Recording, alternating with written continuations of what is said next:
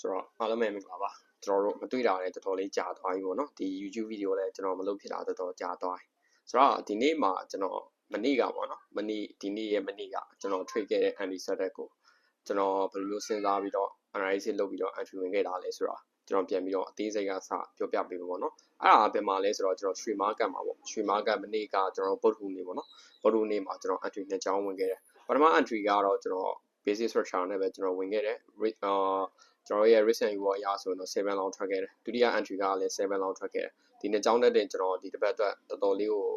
risk and reward ကောင်းရသွားတာပေါ့ဆိုတော့ကျွန်တော်ဒီလိုမျိုး entry ဝင်ခဲ့ဖို့ကျွန်တော်ဘယ်လိုမျိုးစဉ်းစားခဲ့တာလဲကျွန်တော်က analysis ကိုဘယ်လိုမျိုးသုံးသပ်ခဲ့တာလဲ market ကိုခြုံငုံပြီးဘယ်လိုမျိုးကြည့်ခဲ့တာလဲဆိုတော့ကျွန်တော်ဒီတစ်ပတ်မှာကျွန်တော်ပြန်ပြီးတော့ရှင်းပြပေးပါတော့ဆိုတော့ဒီကောင်ကလည်းလက်ရှိကျွန်တော် trade ထားတဲ့ entry ပေါ့လက်ရှိကတော့ကျွန်တော်ဒီရွှေကိုရောင်းထားတာပေါ့ဒီကောင် TP ရလားဒါမှမဟုတ် loss ဖြစ်သွားလားဆိုတော့အခုခင်ဗျားတို့ video ကြည့်နေတဲ့အချိန်ဆိုတော့အဖြစ်ပေါ်သွားပြီပေါ့ဒီကောင်ပွင့်လင်းပြောအရန်ကိုနည်းနည်း risk များတာပေါ့နော် risky ရှိတဲ့ trade လို့ပြောရမှာနောက်တစ်ခုကလည်းဒီလို structure ကတော့ကျွန်တော်ပွင့်လင်းပြောတော့တိတ်ကြိုက်တဲ့ထဲမှာမပါဘူးကျွန်တော်တို့ရဲ့ structure လို့ရဆို market ကပြန်ပြီးတော့အားကြီးနဲ့ကြာရတော့မှာဒါပေမဲ့ तू ကနည်းနည်းကြာတော့ကြာတယ်နည်းနည်းဝေးနေဆိုတော့သူ့လည်းဘာမှထပ်လုပ်လို့ရတာမဟုတ်တော့ကျွန်တော်လည်းထပ်ပစ်တာဆိုတော့ဒီနေ့ကပွင့်လင်းပြောကျွန်တော်တို့ entry ကတော်တော်လေးရတဲ့ထဲမှာပါတယ်ကျွန်တော်မနေ့ကလည်း profit ဖြစ်တာတွေရှိတယ်နောက်အရင်တနင်္လာအင်္ဂါနေ့ကလည်း profit ဖြစ်တာတွေရှိတော့ကျွန်တော်ဒီနေ့ entry တွေတော်တော်များများလိုက်ဝင်တာဆိုတော့ကျွန်တော်ဒီနေ့ EUR USD ကိုလည်းကျွန်တော်ခဏလေးတင်ပေါ့နော်ထည့်ရောင်းတာဒီကောင်ဆိုလည်းကျွန်တော်အလုပ်လုပ်မယ်ဆိုရင် very short term လောက်ကျွန်တော် profit ရလိမ့်ပေါ့ဆိုတော့နောက်တစ်ခုကလည်းကျွန်တော် GBP USD ကိုလည်းကျွန်တော်ထည့်ရောင်းတာတွေဒီနေ့ဖွင့်လေးပြောကျွန်တော် entry ကအများကြီးပတ်ဝင်တာဒါအခုခင်ဗျားတို့ video ကြည့်တဲ့ချိန်လောက်ဆိုကျွန်တော် TP ထိလားဒါမှမဟုတ် loss ဖြစ်သွားလားဆိုခင်ဗျားတို့မြင်တွေ့ရအောင်ပေါ့နော်နောက်ထပ်တစ်ခုကတော့ကျွန်တော်ဘာထပ်လုပ်လာလဲဆို USD ချပြီးပါအောင်ကျွန်တော်ထပ်ဝယ်ထားသေးတယ်ဒီကောင်လည်းကျွန်တော်ဝယ်ထားတာမနက်လောက်ကလေးကနေ့လေပေါ့နော်တနာရီ10နာရီကျော်လောက်ကလေးကျွန်တော် order ပေးလာတာတနာရီလောက်မှ order ပွေသွားဒါပေမဲ့လက်ရှိထိဒီကောင်ကအရင်ကြီးတော့တက်တဲ့ structure တွေမှာပါအောင်နည်းနည်းဝေ့နေတဲ့ထဲပေါ့ဒါပေမဲ့လည်းအကြပိတ် information ကျွန်တော်သိပြီးမကြိုက်တော့သူ့လည်းဝယ်ထားတယ်ဆိုတော့ဒီနေ့ထပ်ကျွန်တော်ထပ်ပြီး entry ဝင်လာတာဒီတစ်ကြောင်းရှိသေးတယ်ဒီတစ်ကြောင်းရှိသေးတယ်နောက်ဒီတစ်ကြောင်းရှိတယ်ပေါ့ဒီကောင်တော့လက်ရှိကျွန်တော်ရွှေကိုရောင်းထားတဲ့ဟာကဘယ်လိုလာမလဲလို့မသိဘူးပေါ့နော်ပွင့်လင်းပြောတော့ဒီကောင်တွေကလည်းနည်းနည်း safe ဖြစ်တဲ့ထဲမှာပါကျွန်တော် break event တွေပြန်ခံလိုက်ပြီကိုဒီကောင်ကတော့ safe မဖြစ်သေးဘူးပေါ့နော်ဆိုတော့ GPY ဆိုလည်းနည်းနည်း safe မဖြစ်သေးဘူးဒါပေမဲ့ short လောက်တော့နည်းနည်းဒီ short တာထားပါတော့အဓိကကျွန်တော်ရှုံးတာတွေမြတ်တာတွေတိုင်းကိုယ့်ရဲ့ plan ကိုယ့်ရဲ့ target ကကိုတရက်ကိုဘယ်နှကြောင်း trade မှာလဲနောက်တော့ကိုငွေဘယ်လောက်ရှာမှာလဲကိုယ့်ရဲ့ plan target ပြည့်သွားပြီဆိုတော့ကျွန်တော်တို့ကတခါကျရင် over trade ပုံစံတော့မဟုတ်ပေမဲ့ကိုလိုချင်တဲ့ amount လောက်ထပ်ပြီးပို့ trade ကြတော့ကျွန်တော်ဆိုလည်းဒါပွင့်လင်းပြောရင်ရက်ဒီကနေ့ဒီမှာ profit တွေရသွားပြီဆိုတော့ကျွန်တော်ဒီနေ့ကနည်းနည်းလေးပို့ trade ကြတော့ပေါ့နော်ပုံမှန်လိုချင်တဲ့ entry ကဘာလို့ထွက်တာလဲဆိုတော့ပွင့်လင်းပြောတော့ကျွန်တော်လိုချင်တဲ့အမျက်ထဲပို့သွားပြီဆိုတော့ now trade မဲ့ entry ကကျွန်တော်တို့က psychology ကကြည့်မယ်ဆိုတော့တိတ်ပြီးတော့ emotion တွေမပါတော့ဘဲနဲ့နည်းနည်းဆဆန်ပေါ့နော် entry ဝင်လို့ရတယ်နောက်တစ်ခုကဒီ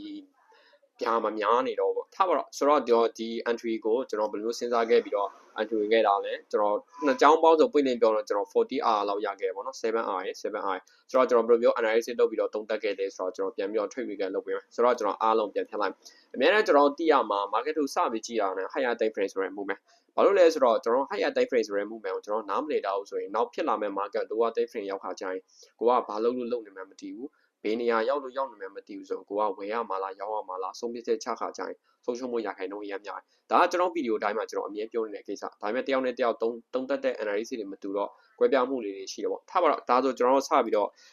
over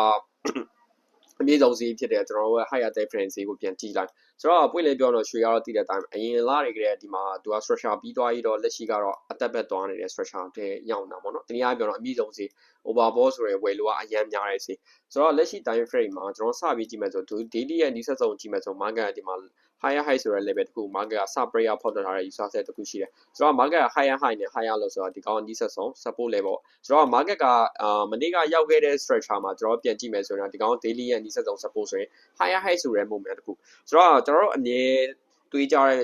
method တခုရှိတော့ဗောနော်အဲ့ဒါဘာလဲဆိုတော့ကျွန်တော်တို့အမြဲတည်တာတဲ့ကျွန်တော်ရဲ့ basic thinking ပေါ့ကျွန်တော် investee လို့ခေါ်တဲ့ဒီရင်းနှီးမြှုပ်နှံမှုမှာဖြစ်ဒီ trade ဒီမှာဖြစ်လူများစုကတွေးကြတာတခုရှိတယ်ဘာလဲဆိုတော့ကျွန်တော်တို့ကအမြင့်ဆုံးဈေးမှာဆိုရင်ကျွန်တော်ဝယ်ဖို့ထက်ဆိုင်ရောင်းဖို့စဉ်းစားကြတယ်ဒီနေ့အပြောတော့ကျွန်တော်တို့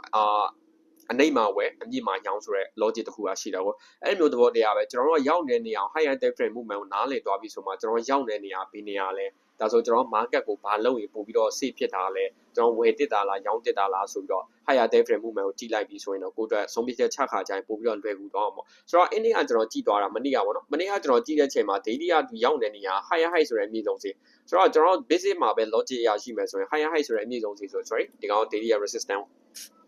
ဆိုတော့ higher high ဆိုတဲ့အမြင့်ဆုံးစီဆို market က higher high ဆို higher low ပြန်လာမယ် structure နဲ့ရောက်နေပြီဒီကပြော retrace မဲ့ပြန်လာမယ် movement ပေါ့ဒီကောင်ဘယ်လောက်လဲပဲဒီပြန်လာမလို့ကျွန်တော်ဒီ basic တင်ကြီးရပဲကျွန်တော်ကြည့်မယ်ဆိုရင် sorry ကျွန်တော်တို့ဒီ Fibonacci ပဲ3နံပါတ်ရေးဆို swing low ကနေ swing high ဆိုရင်ကျွန်တော်တို့ရဲ့ 3.68 key level လို့ခေါ်တဲ့ဒီ level လောက်ထိ market retrace မဲ့ပြန်လာဖို့ပို့ပြီးရခိုင်တော့များဘာလို့လဲသူက higher high ဆိုတဲ့ movement higher high ဆို market က higher low ပြန်လာဖို့ basic တင်ကြီးရပို့ပြီးတော့ဖြစ်နိုင်ဆိုတော့ကျွန်တော်သေးမှာကျွန်တော် higher time frame movement ဒီရောက်နေတဲ့နေရာပေါ့ဒါကပွင့်လင်းပြောဒါအင်္ဂါနေ့လောက်ကလေးရောက်သွားတာပေါ့နော်သူကတနင်္လာနေ့ကစတက်လာပွင့်လင်းပြော resistance ကိုအားပပါနဲ့ဖောက်ထွက်သွားရွာမှာတင်ကတနင်္လာအင်္ဂါနေ့ကျတော့ထိမြေဆုံးစီ higher high ရောက်တယ် higher high နဲ့တူဒီမှာ BR ကန်တယ်ပေါ့တနည်းအားပြောကန်တယ်တစ်ခုပေါင်းဆို anchor pin ကန်တဲ့ပုံစံနဲ့ market ကျလာတယ်ဆိုတော့ကျွန်တော်ဒီကြားလေးမှာ entry ဝင်ခဲ့တဲ့ကိစ္စပေါ့ဆိုတော့ daily time frame ကကြည့်မယ်ဆိုတော့ higher high ဆိုတဲ့ movement ဆို market higher လို့ပြန်လာတော့မယ်ကျွန်တော်အတွေ့အရှိပြီလားဆိုတော့ကျွန်တော်အတွေ့မှာစဉ်းစားခဲ့တဲ့ market အမြင့်ဆုံးစီးဆိုငါတို့ဝယ်လာတဲ့ဆိုင်ရောင်းဖို့ information ငါတို့ကပို့ပြီးတော့စောက်တစ်တယ်ပို့ပြီးလည်းဖြစ်နိုင်တယ်ဆိုတော့ကျွန်တော် lower time frame ကိုပြန်ပြီးဆင်းပြမယ်ကျွန်တော်အတွေ့မှာကျွန်တော်ဘယ်လိုထပ်ပြီး confirm လုပ်ခဲ့လဲဆိုတော့ဒီကောင် Fibonacci ကျွန်တော်နည်းနည်း adjust လုပ်လိုက်မယ်နော်ဆိုတော့ဒီကောင်က daily ရဲ့ resistance level ဆိုတော့ market ရောက်နေတဲ့နေရာကိုကြည့်ပါသူ့ရဲ့အနီးဆက်ဆုံး higher low တွေကြည့်မယ်ဆိုရင်အပေါ်မှာပေါ့ကျွန်တော်တို့ဒီ4နာရီထွက်မှဆိုဒီကောင်အနီးဆက်ဆုံး higher low ကို market အဲ့ဒီကရောက်သွားတာဒီမှာတနည်းအားပြောတော့ higher high higher low ဆိုပြီးပြန်တက်သွားတဲ့ structure နားမှာကျွန်တော် entry ဝင်ခဲ့တဲ့ကိစ္စဆိုတော့ market ကျွန်တော်4နာရီ time frame မှာကြည့်မယ်ဆိုတော့ဒီ historical ရဲ့ဟာတွေအားလုံး market breakout ဖောက်ထွက်သွားတယ်တနည်းအားပြောဒီကောင်အားပပါနဲ့တက်လာဆို higher high ဘယ်လိုနေသူက higher low ပြန်လာမဲ့ structure ဆိုကျွန်တော် lower time frame မှာ market ရဲ့ uptrend နဲ့ downtrend trend structure အချိန်နဲ့ information တခုရရင်ကျွန်တော်ကဒီအယောင်းဘက်ကိုဘယ်လိုနေတနည်းအားပြောတော့ဒီလောက်ထိကျွန်တော် follow လိုက်လို့ရတာပေါ့နော်ဒါပေမဲ့ကျွန်တော်အဲ့ဒီကအများကြီးတော့မလိုက်ခဲ့ပါဘူးကျွန်တော်လိုချင်တဲ့အမားလောက်ရတော့ကျွန်တော်ထွက်သွားခဲ့တယ်ဆိုတော့ထားပါတော့ဒါ4နိုင် time frame အကြည့်နေ higher high ဆိုတော့ higher low ပြန်လာမဲ့ movement နဲ့ပဲ market ကရောက်နေတာဆိုတော့ကျွန်တော်တနာရီ time frame ကိုပြန်ပြီးကြည့်လိုက်ဆိုတော့တနာရီ time frame မှာ market ကမနေ့ကဘာ information ပေးလာလဲဆိုတော့ကျွန်တော်တို့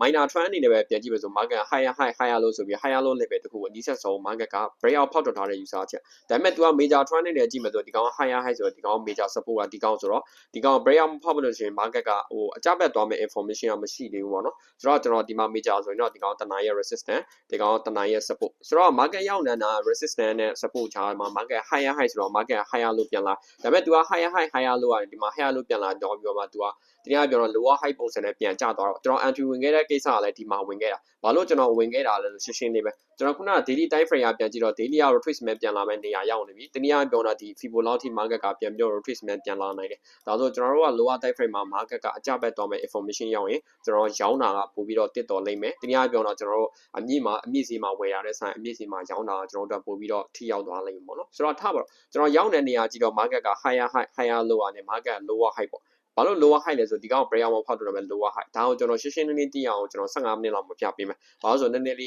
းရှုပ်ရှက်ခတ်ကုန်မှာဆိုတော့ဒီမှာ15မိနစ်မှာကြည့်လိုက်တော့ ရိုးရှင်းလေးတွေ့ရတယ် market higher high higher low higher low နဲ့ market ဒီကောင် resistance ကိုပြန်ပြီးတော့ breakout မဖောက်တော့တော့မယ်နဲ့ market က lower high ပြန်ဖြစ်တယ် lower high နဲ့ market အနည်းဆက်ဆုံး higher low level break ရအောင်ဖောက်တော့တော့ higher high နဲ့ higher low ဆိုပြီးပြန်ကြလာဒါပေမဲ့လူတော်များများတစ်ခါကျရင် तू ကအမြင့်စီးရောက်နေတဲ့အချိန်မှာဝယ်ဖို့လားရောင်းဖို့လားမသေးခွဲတဲ့အချိန်မှာလူတွေကဘာတွေးကြလဲဆိုတော့ခုနကကျွန်တော်တနိုင် time frame ရဲ့ trend မှာဆိုရင်ကျွန်တော်ဒီ trend မှာပြန်ကြည့်မယ်ဆိုဒီကောင်ရဲ့ key zone တစ်ခုပေါ့နော်ဒီ key zone တစ်ခုပဲ market ကို entry ဝင်မယ်ဆိုပြီးတော့အဝယ်ပဲ line မဲ့ reason တွေပဲရှာကြတယ်ဒါကလူတွေရဲ့ပြဿနာတော့မဟုတ်အဓိကတစ်ခါကျရင်ကိုက market မှာဝယ်မဲ့ဆိုပြီးတော့ကိုကရောက်နေတဲ့နေရာကို confirm လုပ်ကြည့်လိုက် daily ရောက်နေတဲ့နေရာ overbought ဖြစ်တဲ့ higher high ဆိုတဲ့ movement ဆို higher high နဲ့ higher low ပြန်လာတဲ့ movement ဒီမှာဝယ်တာဝယ်လို့မရတာမဟုတ်ဝယ်လို့တော့ရတာပေါ့ဒါပေမဲ့ကိုကစဉ်းစားကြည့်ပါတော့ market ကအမြင့်ဆုံးဈေးမှာဝင်မယ်ဆိုရင်နည်းနည်း risky ဖြစ်တယ်နောက်တော့က market ရဲ့အနည်းဆက်ဆုံးသူက hit တစ်ခုပါပေးသွားလဲဆို15မိနစ်အနည်းဆက်ဆုံး higher low ဆိုတဲ့ level တစ်ခု market breakout ဖောက်ထွက်ထားတဲ့ user ချက်ရှိတယ်ကျွန်တော်ကလည်းအိန္ဒိယပွင့်လင်းပြောကျွန်တော်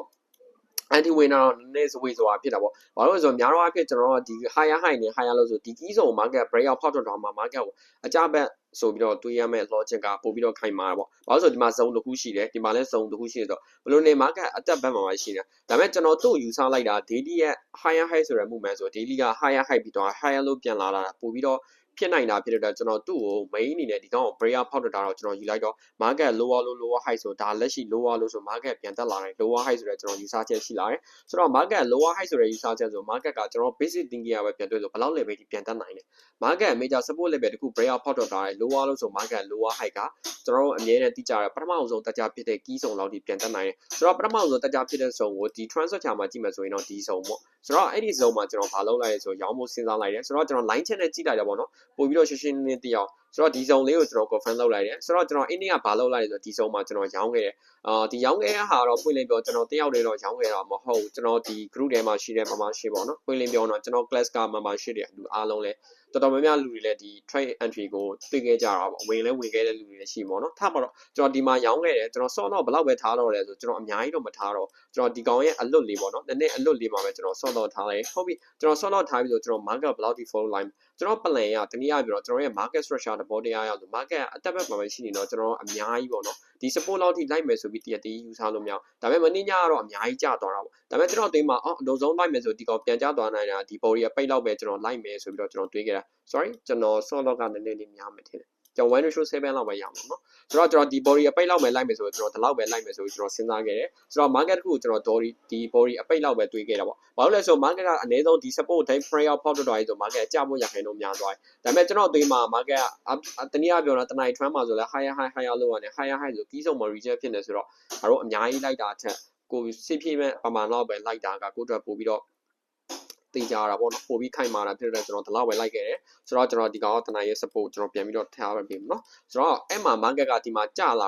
ပြီးတော့ကျွန်တော်သူ့ရောင်းတဲ့ entry ကိုကျွန်တော်ဘာလုပ်လိုက်ဆို trading stop ပေါ့နော်ကျွန်တော်ဒီမှာရောင်းရတဲ့ဟာကို B ပြန်ခံလိုက်တယ်ဆိုတော့ market ကိုကျွန်တော်ပြန်စောင့်တယ် market ကိုပြန်စောင့်တဲ့အချိန်မှာ market အနည်းဆုံးဒီ higher low တွေဒီ higher low တွေ market ဘာဖြစ်သွားလဲဆို breakout ဖောက်ထွက်သွားတယ်ဆိုတော့ breakout ဖောက်ထွက်တာဆိုလိုချင်တဲ့ပေါ် market ကဒီမှာအကျဘက်အရာပြန်ကြည့်မယ်ဆိုဒီကောင် breakout ဖောက်ထွက်တာတော့ဒါ lower low ဆို lower high ဆို market lower low သွားမဲ့ movement ကကျွန်တော်တို့ထဲမှာရပြီးသားဆိုတော့ကျွန်တော်ရောင်းဖို့ပဲစဉ်းစားနေတာဝယ်ဖို့ကိုကျွန်တော်ဘာမှမစဉ်းစားနေဘူးဆိုတော့ကျွန်တော်ရောင်းဖို့စဉ်းစားတဲ့အချိန်မှာ market ကျလာတဲ့အားနဲ့ပြန်တက်သွားတဲ့ structure မှာကျွန်တော်ရဲ့ strategy တင်ကြီးကတနည်းအားဖြင့် market က sideways market ဆိုတဲ့ information ပြီးတဲ့အချိန်မှာကျွန်တော်သူ့ကို structure confirmation ရကျွန်တော်သူ့ကို 1 to 3 structure နဲ့ပေါ့နော်ကျွန်တော်ရဲ့ strategy က confirmation လုပ်လိုက်တယ် confirmation လုပ်လိုက်တော့ဒီ structure ကဘာလုပ်နေတာလဲဘာ movement သွားနေတာလဲ market ကအတက်ဘက်သွားမလားအကျဘက်သွားမလား structure ဆိုတော့ကျွန်တော်နားလေသွားတော့ဒီကောင်ကိုကျွန်တော်ထပ်ပြီး entry ဝင်ခဲ့တာပြည့်လည်းပြောဒီ entry ကိုကျွန်တော်ဝင်ခဲ့တာ9မိနစ်မှာထပ်ပြီးတော့ဆုံးဖြတ်ချက်ချခဲ့ရတာပေါ့ဘာလို့ဆို market က structure pattern ဆိုရင်ကျွန်တော်တို့လိုချင်တဲ့နေရာရောက်သွားတော့ကျွန်တော်သူ့ကိုထပ်ပြီး confirm လုပ်လိုက်တာကျွန်တော်ရဲ့ key zone နဲ့ကျွန်တော် confirm ထပ်လုပ်လိုက်တယ်ဒီ key zone တွေကတခါကျရင်ကျွန်တော်ပြည့်လည်းပြောကျွန်တော် class မှာပ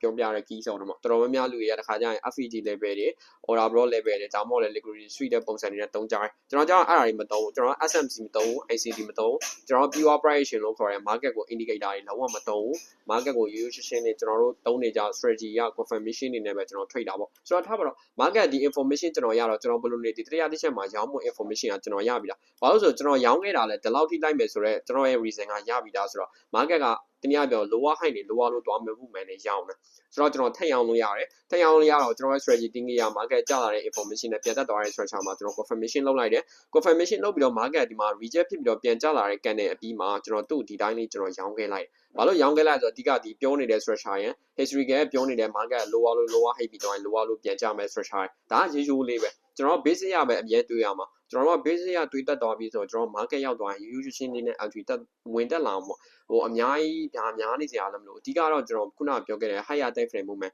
daily higher high နဲ့ higher low ပြန်ကျလာမဲ့ movement တွေကိုကျွန်တော် main ခံတာတော့ကျွန်တော်တို့ထွက်ရတာပို့ပြီးတော့တက်တာလေးရှိတယ်ဟိုပြားမများနေတော့ဘူးပေါ့နော်ဆိုတော့ထားပါတော့ကျွန်တော်သူ့ကိုဒီ candle ပြီးတဲ့ချိန်မှာပွင့်လင်းပြောတော့ဒီနားလေးပေါ့နော်ဒီနည်းနည်းဒီနားလေးလောက်မှာကျွန်တော်သူ့ကို entry ဝင်ခဲ့တယ် short လောက်ကျွန်တော်ဒီလောက်လေးပဲကျွန်တော်ထားခဲ့တယ်ဆိုတော့ market ကျွန်တော် block လိုက်ခဲ့လဲဆိုဒီကျွန်တော်ကျသွားတဲ့ information လိုက်ကျွန်တော်ပြန်ပြီးတော့ဒီလောက်ထိလိုက်ခဲ့ကျွန်တော် 1/7 ပေါ့နော် sorry ကျွန်တော် entry ကနည်းနည်းလေးပေါ်ရောက်လိမ့်မယ်ထင်ထားပါတော့ကျွန်တော် 1/7 ထည့်ရခဲ့တယ်ဒီ entry ဆိုလဲဒါကျွန်တော် entry မဝင်ခင်ကျွန်တော်ရဲ့ class မှာတရားပြီးတော့ကျွန်တော်ရဲ့ membership ပေါ့နော်membership လို့ခေါ်တဲ့ဒီ private group မှာကျွန်တော်ပို့ပေးလိုက်နေတယ် market ဒီမှာကျွန်တော်တို့ရောင်းချင်ရောင်းလဲကျွန်တော်လည်းပွင့်လင်းပြောကျွန်တော်ရောင်းထက်ရောင်းဖို့ဆန္ဒတော့မရှိနေဘူးဒါပေမဲ့ market ပြန်ကျလာတဲ့ structure နဲ့ပြောနေတဲ့ information က market အကြဘက်သွားမဲ့ information ထပ်ပြနေတယ်ဆိုတော့ကျွန်တော်တို့ analysis လုပ်ပေးလိုက်ရယ်ဆိုတော့အဲ့ချိန်မှာကျွန်တော် candle recheck ဆောက်ပြီးတော့မှကျွန်တော်လိုချင်တဲ့ structure ရဲ့တတရားတစ်ချက်ရောက်တော့ကျွန်တော်သူ့ risk ထည့်ယူလိုက်တယ်ဒီကောင်ကလည်းပထမ entry ကကျွန်တော် 1 ratio 7လောက်ကျွန်တော်ရခဲ့တယ် second entry ကလည်း 1 ratio 7လောက်ရသွားတယ်ဆိုတော့ပြင်လင်းပြောဒီ entry နှစ်ကြောင်းတက်တွေကျွန်တော်တပတ်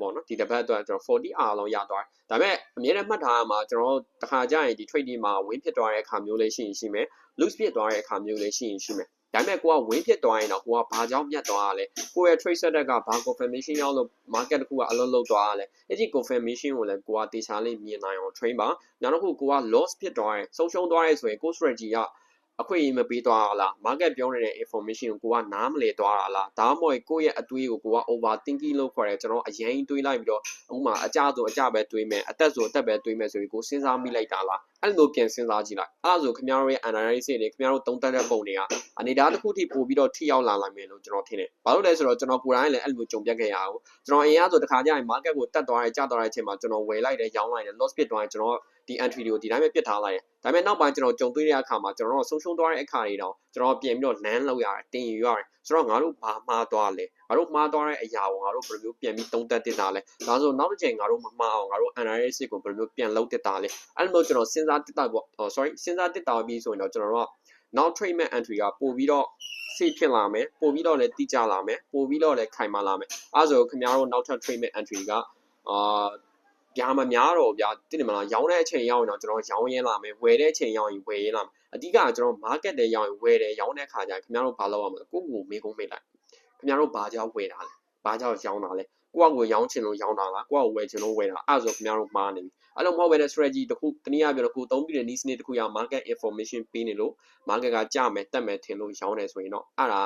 ါဖြစ်နိုင်ချင်ရှိတယ်ပေါ့အဲ့လိုမဟုတ်ပဲ market တက်မယ်ကြမယ်ထင်ပြီးတော့ဒီကိုယ်စိတ်နဲ့ပဲသွားရောင်းနေတော့အဲ့ဒါအပွင့်နေပြောကျွန်တော်တို့ trade ဒီမှာစီးပွားရေးပုံစံလုပ်နေတာမဟုတ်ပဲနဲ့ company ပုံစံပေါက်သွားလိမ့်မယ်အဲ့ဒါဆိုတော့ကျွန်တော်တို့ဘိုးနာမကင်တွင်နိုင်ဘူးဆိုတော့အကောက်တွေက bro ဖြစ်တာတော့ဒါမှမဟုတ်လဲကိုကဆုံးရှုံးမှုရခိုင်တော့အရင်များသွားလိုက်မှာပေါ့နော်အဓိကတော့ကျွန်တော်ထပ်မှချင်တာတော့ကို့မှာတကယ်အသုံးပြုနေတဲ့နီးစနစ်တစ်ခုမရှိနေဘူးဆိုရင်တော့နီးစနစ်တစ်ခုကိုရှာဖွေလိုက်ပါရှာဖွေပြီးတော့မှအဲ့နီးစနစ်နဲ့ကိုကကြည်တာရတဲ့အထိတနည်းအားဖြင့်တော့ relationship ပုံစံချိတ်ဆက်လိုက်ပြီးတော့မှဒါနဲ့ကျွန်တော် market တစ်ခုကို better seeing လို့ခေါ်တဲ့ပြီးခဲ့တဲ့ data တွေမှာ market တစ်ခုကဘာလို့တက်သွားလဲဘာလို့ကျသွားလဲကျွန်တော်တို့အသုံးပြုနေတဲ့နီးစနစ်ရ confirmation ပြီးတော့လားဆိုတော့ရှာကြည့်ပြီးတော့ရင်ကျွန်တော်က demo ကောက်လို့ခေါ်တဲ့ကျွန်တော်တို့ကတနည်းအားဖြင့်တော့ demo ကောက်ကဘာဖြစ်သွားလဲဆိုတော့ဒီ reality market experience ရလိုက်ပေါ့ပတ်စံမကုန်မဲနဲ့ဘာလို့ကျွန်တော် demo ကောက်ကို trade ခိုင်းလိုက်ဆိုတော့လူတော်များတခါကျရင် strategy တစ်ခု landing လုပ်လိုက်တယ်စာထားပါတော့ mana တယောက်ကနေတင်ယူလိုက်တယ်ပြီးတော့ရင်တို့ကအများစုဘာလုပ်ကြလဲဆိုတော့ balancing လုပ်ရတယ်balancing လုပ်ပြီးတော့ရင်သွားပြီးတော့ real market ကိုသွားပြီး entry ဝင်လာကြတယ်အဲ့ခါကျဘာဖြစ်တာလဲဆိုတော့ real market မှာကျွန်တော်တို့ကဒီ balancing လုပ်တဲ့ experience နဲ့ real market ရောက်နေတဲ့ experience ကမတူဘာလို့ဆိုတော့ balancing ဆိုတဲ့အရာကသူကပြီးခဲ့တဲ့ data ကိုကျွန်တော်လောက်တာဖြစ်တဲ့အတွက် real market ရောက်ရင်သူကပြီးခဲ့တဲ့အရာကိုကျွန်တော်ခက်မှန်ရအောင်မဟုတ်ကျွန်တော် market ကမဖြစ်လာနေတဲ့အချိန်ကကျွန်တော်ဘာလို့ဝယ်ရမှာလဲဘာလို့ရောင်းရမယ်ဆိုတော့ experience တစ်ခုရဖို့ဆိုရင်ကျွန်တော်ကဒီ demo ကောက်လေးနဲ့ကိုတိုင်း trade ထားတဲ့ real experience ရမှာကျွန်တော်တို့ကဒီပွင့်လင်းပြောကိုတုံးပြီးတဲ့ niche ကိုပို့ပြီးလဲယုံကြည်လာမယ်နောက်တစ်ခုကို trade တဲ့ entry ကလည်းပို့ပြီးမှန်ကန်လာမယ်အဲ့လိုမဟုတ်ပဲကိုကဒီ demo ကောက်တေချာမ trade တာဘူး demo ကောက်က growing ဖြစ်တာတဲ့ result တစ်ခုမရှိတော့ဘဲနဲ့ကျွန်တော်ကသွားပြီးတော့better see လုပ်ပြီးတော့နဲ့ real ကောက်ကိုသွားပြီးခုန်ကူးလိုက်ရင်တော့အဲ့ဒါကကျွန်တော်တို့ဆုံးရှုံးဖို့ရမယ်တော့အရင်များတော့ဖြစ်လာလိမ့်မယ်ဒါပွင့်လင်းပြောတကယ်ကျွန်တော်တို့ရဲ့ကြုံခဲ့ရတဲ့အမှားတွေကျွန်တော်တို့ကလည်း real ကောက်တွေတက်ဖွေပြီးတော့ဆုံးရှုံးခဲ့တဲ့အရာတွေအားလုံးကိုကျွန်တော်ပြန်ပြီးတော့ sharing လုပ်ပေးတာခင်ဗျားတို့ခါကြရင်တော့တက်ပြီးတော့မဖြစ်နိုင်ဘူးလို့ယုံကြည်လဲယုံကြမယ်ဒါပေမဲ့ဒါတကယ်ကျွန်တော်တို့ market မှာအမြဲတမ်းထင်သားတလောက်ပေါ့နော်လွယ်ကူနေတာတော့မဟုတ်ဘူးဒါပေမဲ့ကျွန်တော်တို့သုံးပြီးနေတဲ့နီးစနစ်တနည်းအားဖြင့်ကိုသုံးပြီးနေတဲ့နီးစနစ်ကိုတေချာလေးယုံကြည်သွားပြီးတေချာလေး analysis လုပ်တတ်သွားပြီးဆိုခင်ဗျားတို့က profit table လို့ခေါ်တဲ့ဒီအမြတ်လေးတွေပုံမှန်ရလာမယ် profit table trader ဘွားတွေကိုကျွန်တော်ကရောက်လာလိမ့်မယ်အဲ့လိုမဟုတ်ဘဲနဲ့ဒီ strategy ပြောင်းရင်နဲ့အချိန်ကြီးကုန်သွားတာပဲဖတ်တင်မယ်အဓိကတော့ strategy အားလုံးကသူ့နီးသူ့ဟာနဲ့အလုပ်လုပ်နေတာပဲဒါပေမဲ့အသုံးပြုနေတဲ့လူပေါ်မူတည်တယ်အသုံးပြုတဲ့လူကတနည်းအားဖြင့်ပြောတော့ကိုက strategy တစ်ခုကိုတိယုံနဲ့မလုံလောက်အောင် strategy တစ်ခုကိုတေချာသုံးသက်သွားပြီးဆိုမှကျွန်တော် result ထွက်လာမှာမဟုတ်ဘဲနဲ့ဒီတိုင်းတိယုံမနာတယောက်ကနေတင်ယူလိုက်တာနဲ့ကျွန်တော် result ထွက်လာမှာမဟုတ်ဒါကကျွန်တော်ခါကျရင်ကျွန်တော်ကြောင်းသားတွေကိုကျွန်တော်အမြင်ပြောနေတဲ့ကိစ္စပေါ့ဘာလို့ဆိုကျွန်တော်ကဒီတင်တန်းတက်လိုက်တာနဲ့ကျွန်တော်ပတ်စံရှာနိုင်မှာမဟုတ်ကျွန်တော်တင်တန်းတက်တယ်ဆိုတော့ပွင့်လင်းပြောတင်ရပြော class တစ်ခုတက်လိုက်တယ်ဆိုရင်မနာတယောက်နဲ့တင်ယူလိုက်တယ်ဆိုတော့သူတို့ကြုံခဲ့ရတဲ့နီးနန်းတစ်ခုသူတို့သုံးပြီးနေတဲ့နီးစနစ်တစ်ခုခင်ဗျားတို့ကအချိန်တိုတွင်းယူလိုက်တာညပြော copy ယူလိုက်တာ ဒါပေမဲ့အဲ့ဒီစနစ်တစ်ခုက market မှာတကယ်ရောအလုပ်လုပ်လားကိုယ်နဲ့ရော alignment ဖြစ်လားတနည်းအားဖြင့်ကိုယ်နဲ့ရောကိုက်ညီမှုရှိလားကိုတကယ်ရောအလုပ်လုပ်ဖို့တစ်တော်လားဆိုတော့ကိုယ်တိုင် baddest လောက်ဒါမှမဟုတ်တနည်းမှဖြစ်ပြောတော့ကျွန်တော် demo account လေးနဲ့ trade မှာတာလေကိုကဒီ real experience ကိုရမှာအဲ့ခါမှတာလေကိုကအခြေအနေတစ်ခုရောက်လာမှာမဟုတ်ဘဲနဲ့ဒီတိုင်း class 2တက်လိုက်တာပဲဖြစ်မနာတယောက်နဲ့ချိန်လိုက်တာပဲဖြစ် strategy တစ်ခုရပြီးတော့ねငွေမြန်နဲ့ရှာရမယ်ဆိုပြီးတော့မသွင်းနဲ့အဲ့ဒါအမှားကြီးမှားသွားမယ်ဆိုတော့ဒါပါပဲကျွန်တော်ဒီနေ့ပြောမယ့်ကိစ္စတော့ဒါပါပဲဆိုတော့နောက်ဗီဒီယိုမှာတော့ပြန်တွေ့ပြီပေါ့နော်ဆိုတော့ကျွန်တော်ဗီဒီယိုကိုကြည့်နေတဲ့လူတွေအားလုံးထဲမှာဒီ subscribe မလုပ်ရသေးရင်လည်းကျွန်တော် YouTube channel လေးကို subscribe လေးလုပ်လာပြီပေါ့နော်ဆိုတော့အားလုံးပဲကျေးဇူးတင်ပါတယ်ဘိုင်ဘိုင်ပါ